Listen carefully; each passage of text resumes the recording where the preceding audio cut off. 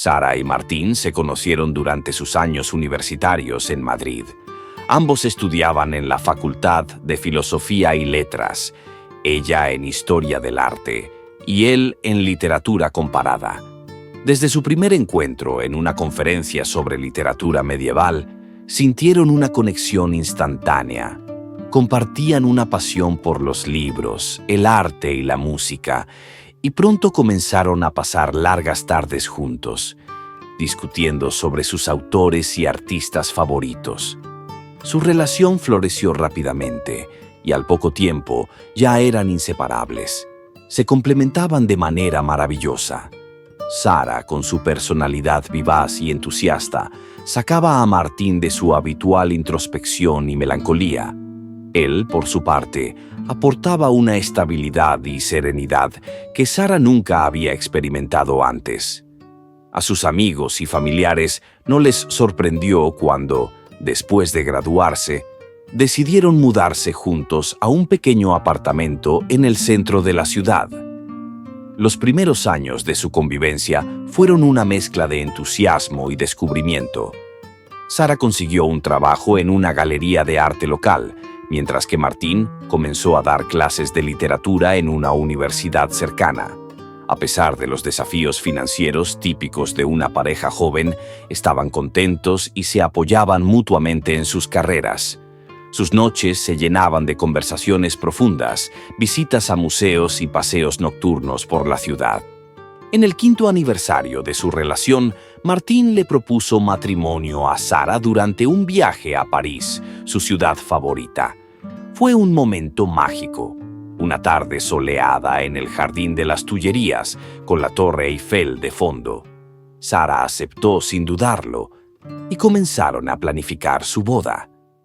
Era la culminación de un amor que ambos creían eterno. Con el tiempo, la vida de Sara y Martín comenzó a estabilizarse. Sara fue ascendida a directora de la galería, un puesto que la llenaba de orgullo, pero también de responsabilidades y estrés. Martín, por su parte, publicaba artículos académicos y estaba trabajando en su primer libro, una novela histórica que mezclaba hechos reales con ficción.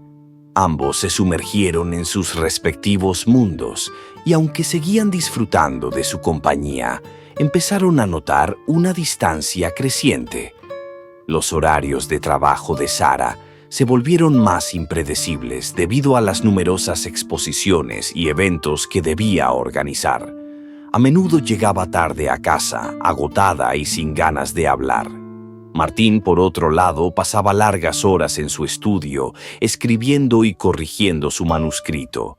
A pesar de vivir bajo el mismo techo, sus interacciones se redujeron a charlas superficiales sobre el día a día y comentarios rápidos antes de dormir. Martín comenzó a notar pequeños cambios en Sara. Solía ser espontánea y alegre, pero ahora parecía constantemente preocupada y distraída. A menudo la encontraba revisando su teléfono con una expresión seria, algo que antes no hacía. Aunque quería preguntarle si algo andaba mal, temía presionarla y prefería darle su espacio. La situación se complicó cuando Martín fue invitado a dar una serie de conferencias en el extranjero. Era una oportunidad importante para su carrera y Sara lo animó a aceptarla, a pesar de que significaría varias semanas de separación. Durante su ausencia, Martín se dio cuenta de lo mucho que extrañaba a Sara y de lo poco que se comunicaban.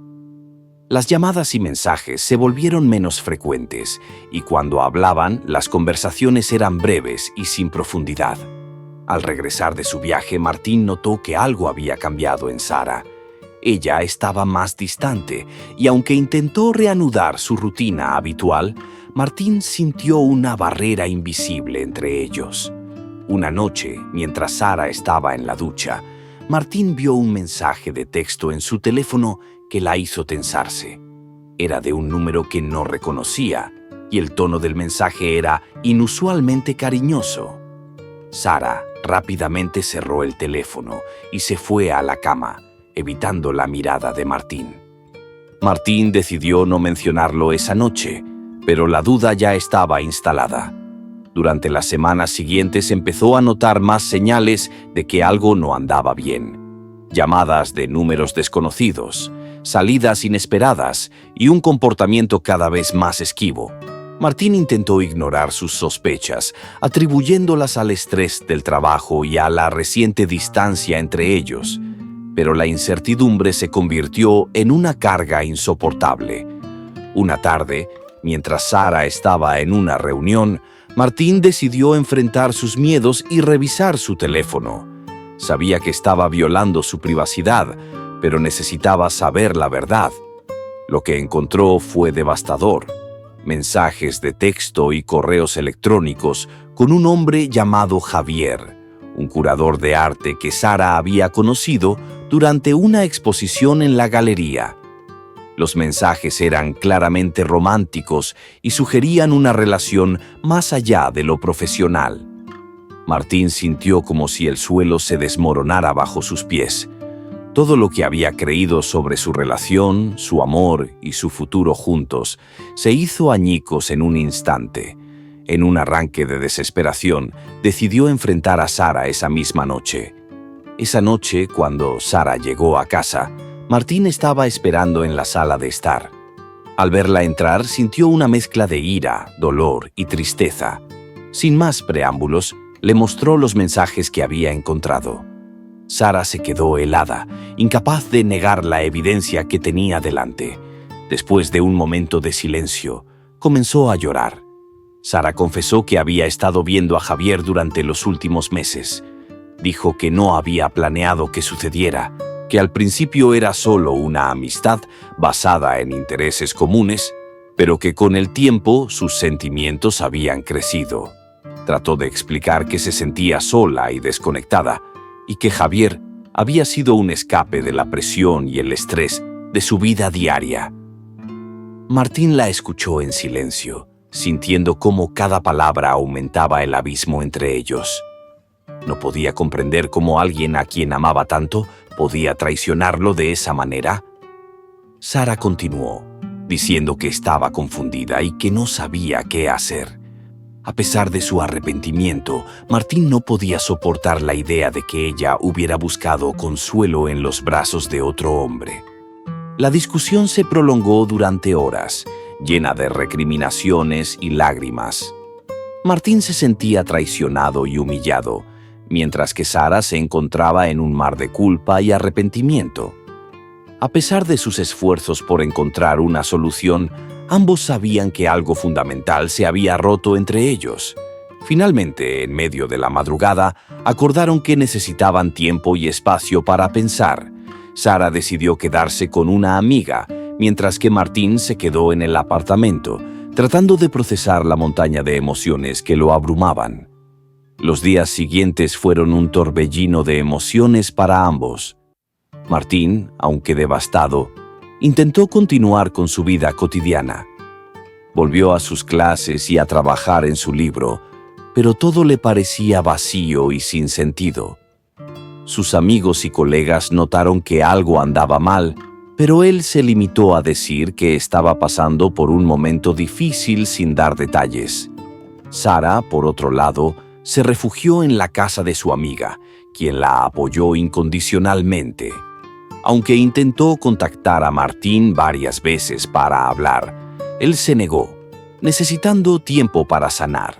Sara se encontraba atrapada entre el deseo de reparar su relación y la culpa de haber traicionado a la persona que más amaba.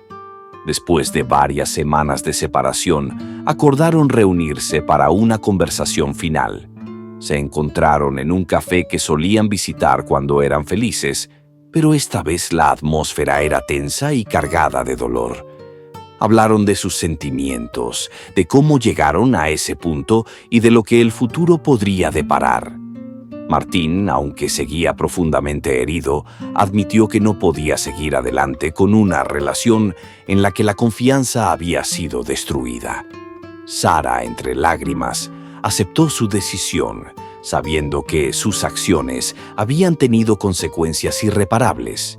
Acordaron proceder con el divorcio de manera amistosa, tratando de mantener la cordialidad y el respeto mutuo. El proceso de divorcio fue doloroso, pero ambos intentaron mantener la compostura. Dividieron sus pertenencias y arreglaron la venta del apartamento. El día que Sara se mudó oficialmente, se despidieron en la puerta, sin saber si volverían a verse alguna vez. El tiempo pasó y ambos intentaron reconstruir sus vidas. Martín terminó su novela, la cual fue bien recibida por la crítica, pero él no sentía alegría por ello. Sus personajes reflejaban su propio dolor y desilusión, y aunque el libro fue un éxito, no logró llenar el vacío que sentía. Así, Sara, por su parte, se sumergió en su trabajo en la galería, intentando encontrar en el arte una forma de redención. Aunque intentó retomar el contacto con Javier, se dio cuenta de que lo que habían compartido no era lo que realmente necesitaba. Decidió centrarse en sí misma y en su crecimiento personal, aunque el peso de sus decisiones pasadas la acompañaba constantemente. Ambos siguieron caminos separados, tratando de encontrar sentido a sus vidas después de la tormenta. Aunque ocasionalmente pensaban el uno en el otro, sabían que la distancia era necesaria para sanar. La traición y el dolor dejaron cicatrices profundas, pero también les enseñaron lecciones valiosas sobre el amor, la confianza y la importancia de ser fieles a uno mismo.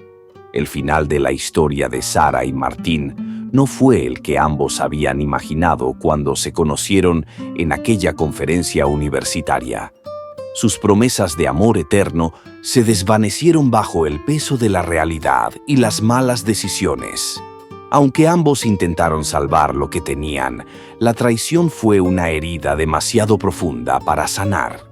Martín siguió escribiendo, encontrando en la literatura una forma de expresar su dolor y su evolución. Sara, por otro lado, se dedicó a la curaduría de arte y eventualmente encontró la paz en su trabajo y en nuevas amistades. Ninguno de los dos volvió a casarse, pero ambos aprendieron a vivir con las consecuencias de sus acciones y a buscar la felicidad en otros aspectos de sus vidas. Así terminó su historia, con ambos siguiendo adelante, separados pero marcados por un amor que, aunque roto, fue real.